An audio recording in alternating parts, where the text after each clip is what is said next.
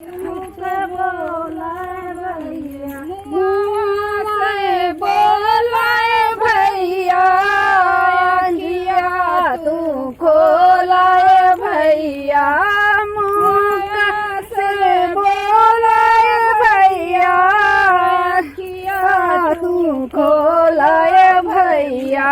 सीता के हनुमा बियले ठाड़, तनी मुख बोलाए भैया। सीता ले वनवा बियले ठाड़, तनी मुख बोलाए भैया। सीता हे वनवा बियले ठाड़, तनी मुख बोलाए भैया।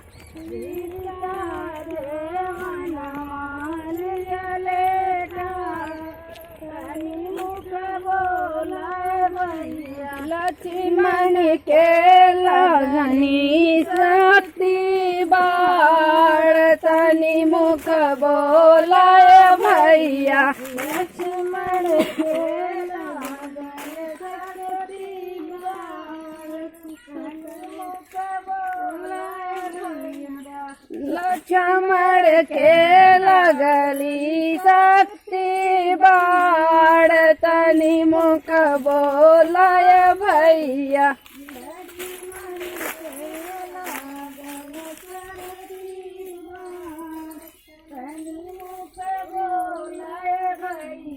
मुँह से बोलाए भैया, अखिया तू खोलाए भैया, मुँह से बोलाए भैया, अखिया के खोलाए भैया।